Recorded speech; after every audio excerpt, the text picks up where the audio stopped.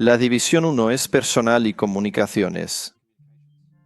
El nombre en sí, personal y comunicaciones, ya nos indica que se trata de un tema muy interesante, especialmente cuando hablamos de negocios.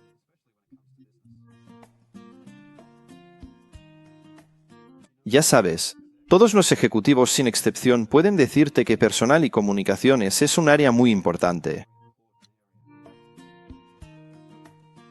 Y al mismo tiempo, resulta ser la más problemática. Pero, ¿por qué este tema es el que trae tantos problemas y decepciones? Aquí tienes la respuesta. Simplemente no existe educación en nuestra sociedad sobre cómo se comporta la gente. Sobre quién es realmente una persona en particular. Cómo predecir el comportamiento de esa persona, ni educación sobre cómo tener en cuenta ese factor humano en términos de relaciones industriales y empresariales. Por supuesto, podrías querer discrepar de esto y decir, espera un momento, ¿y la psicología? En realidad, esa es la profesión. Y el trabajo que, por definición, está destinado a resolver todo eso. Precisamente son ellos, por definición, quienes se supone que deben saber y entender cómo piensan y se comportan las personas. Quiero darte un ejemplo relevante de mi propia experiencia. Hace un tiempo, publicamos un anuncio sobre un puesto de responsable de recursos humanos en una de mis empresas, y al mismo tiempo estábamos intentando contratar comerciales. Como bien se sabe, no es fácil encontrar buenos comerciales, porque realmente están muy solicitados, como Ares, en todas las empresas, ¿verdad?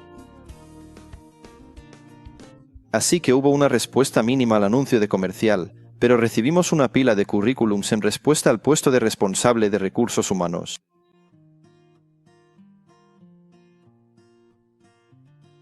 ¿Qué crees que habían puesto en la sección de educación? En la mayoría de los currículums de los candidatos que revisé, habían puesto en esa sección la palabra psicólogo. Además de esto, la mayoría de estos candidatos tenía una experiencia laboral relativamente amplia y había trabajado en muchas empresas. Por supuesto, te preguntarás, ¿qué hay de malo en tener una experiencia laboral amplia? Por supuesto, a primera vista parecería que, bueno, claro, esta persona ha trabajado en todas partes, probablemente sabe mucho, etc. Es entonces cuando me viene a la cabeza el chiste sobre Joe el inatrapable. ¿Lo conoces? Va así.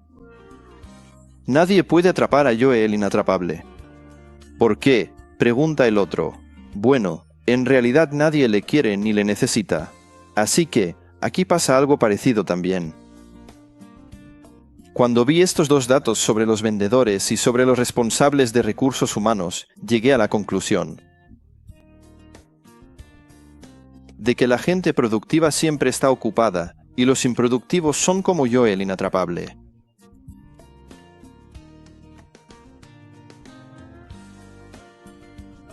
Ese fue el momento en que mi última esperanza se despidió de mí. La esperanza de que alguien tuviera alguna idea o noción sobre el personal en las empresas.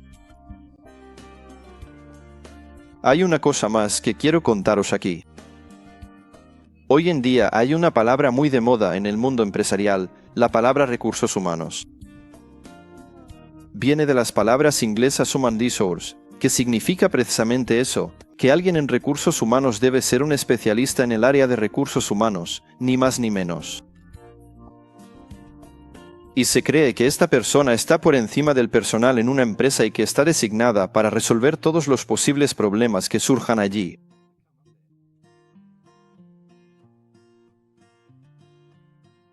Tuve la oportunidad de tratar con estos responsables de recursos humanos en más de una ocasión. Hice una pregunta muy sencilla y la más adecuada, en mi opinión, que se le podría hacer a cualquier miembro del personal. Les pregunté, dígame, señor, de recursos humanos, ¿cuál es el resultado de su trabajo? Como respuesta, escuché y vi algo así. ¿Resultado? Bueno, ¿por qué me pregunta esto? ¿Cómo le gustaría que le respondiera? Esto tiene que ver con el trabajo individual, con las personas. Vaya pregunta más tonta, de verdad. ¿Entiende usted mismo lo que me está preguntando? En realidad, de verdad, es un proceso creativo, y las personas, es algo muy refinado. Verá, bueno, hay que tener un enfoque individual con cada uno. Todo es muy... Pero usted habla de resultados. No haga este tema tan primitivo. ¿Por qué iba usted siquiera a hacer una pregunta así? Donde la gente sigue el manual aquí, algo por el estilo. Por supuesto, puede que esté exagerando un poco, pero esa era la esencia. Ya sabe, la gente práctica es muy sencilla. Les preguntas, ¿cuál es tu resultado? Y ellos dicen, obtengo estos resultados, sin dudarlo. ¿Lo has producido? Sí, aquí tienes el dinero. Buen trabajo. Muchas gracias por tu trabajo. Los improductivos siempre son un poco así, que si esto, que si lo otro. Pero pagas el dinero igualmente. Vamos a ver las funciones de la primera división. Y si recuerdas, tiene 3 departamentos. 1, 2, 3. Vamos a verlos en orden. Vale, aquí está el primer departamento y la primera función. Lo vamos a etiquetar así. El organigrama y los flujos de la empresa. ¿Qué significa eso? Mira, básicamente el primer departamento, o incluso la primera división, es un departamento donde recibimos a nuestros visitantes. Ese es el lugar donde recibimos llamadas, correos electrónicos, cartas, todo tipo de correspondencia y demás. Así que aquí recibimos los diferentes flujos de partículas, y este es el lugar donde tenemos que dirigirlos correctamente a lo largo del organigrama. Así que una chica, la recepcionista, tiene que saber exactamente que ese visitante debe ser dirigido a ese lugar en el organigrama. Esa llamada tiene que ir a este puesto de ese trabajo, y esa carta debe dirigirse aquí, etc. Así que es en este departamento del organigrama donde se organizan los flujos de la empresa y cómo debe circular la comunicación en el organigrama. Pero el organigrama tiene que estar actualizado. Por supuesto. Verás, no está hecho en piedra. La vida cambia, la gente es despedida, llegan personas nuevas, quizás surjan diferentes puestos en el organigrama, no sé, lo que sea. Así que alguien tiene que asegurarse de que el organigrama esté actualizado, ¿verdad? Además, el organigrama nos muestra dónde necesitamos contratar gente, donde tenemos puestos vacíos o huecos en el organigrama. Ahí es donde entra la segunda función. Adquisición de personal. Estoy seguro de que en algún momento tuviste algo que ver con la adquisición de personal.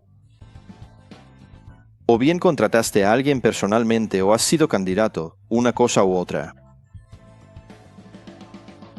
Y aquí es donde podemos recordar nuestro principio de ser, hacer, tener. Vamos a echarle un vistazo una vez más. Cuando estudiamos ese principio, recuerdo que llegamos a un acuerdo de que una persona debería cobrar por resultados. ¿Verdad? Ahora, veamos qué ocurre en la entrevista. ¿Qué te preguntaron? Te preguntaron, ¿quién fue tu último empleador? Ahora, ¿dónde está eso? Eso es un ser. Nos preguntaron qué estudios teníamos y, de nuevo, eso es un ser. Nos preguntaron, ¿cuál era tu estado civil? ¿Y dónde vives? Nos preguntaron, y otra vez, eso es ser. Nos preguntaron, ¿cuáles eran tus funciones en tu último trabajo? Eso es hacer. Lo que quiero recalcar aquí es que nos preguntaron de todo en la entrevista, excepto por los resultados que habíamos conseguido. Verás, Si yo soy el dueño y quiero contratar a una persona y pagarle por el resultado, entonces me importa poco cuál es su formación. Lo único que me interesa es si va a crear algo productivo, algo útil en la empresa o no. Y si no obtuvo resultados en su último trabajo, algo que puedo averiguar. Entonces no tengo ningún motivo para suponer que va a hacer algo útil para mí. No estoy diciendo que toda esta información sobre la formación de una persona, etc., no sea importante, pero sin duda es secundaria frente al producto que la persona crea. Hay otro error importante que cometen los directivos en relación con el personal y que quiero mostraros de verdad. Se cree que el personal más productivo debe estar en primera línea con los clientes, proveedores, dinero. Ahí es donde se forjan los beneficios. Pero el departamento de personal es solo papeleo, trabajo administrativo y rellenar el libro de registro laboral de una persona, recibir una solicitud, hacer una entrevista, etc. Aquí tenemos el principio del personal sobrante, donde se cree que cualquier mindundi puede hacer ese trabajo. Y también se piensa que si ese mindundi no da la talla en primera línea, pero si puede hacerlo ahí, entonces es menos productivo que los que están trayendo beneficios a la empresa. Y ahí es donde está el error clave. Porque hay una ley que dice que lo semejante atrae a lo semejante.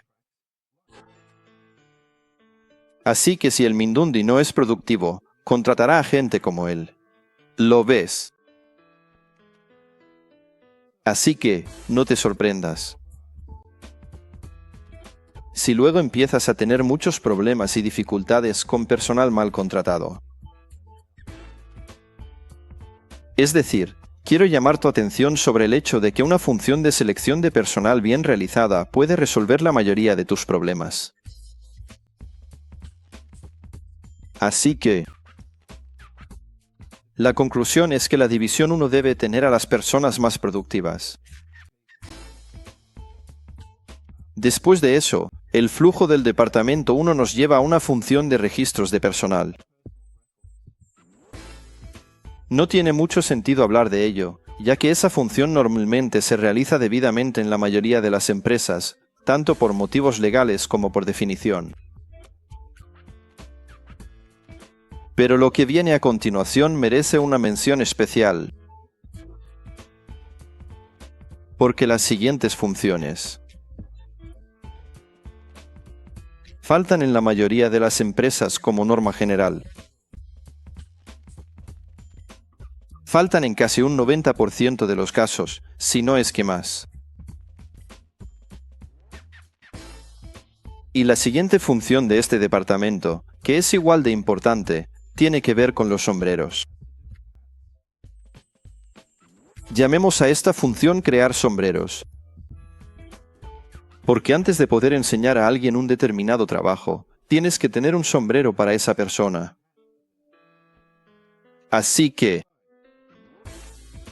vamos a darle a esta palabra otra definición relevante, que tiene que ver con lo que estamos hablando. Aquí está.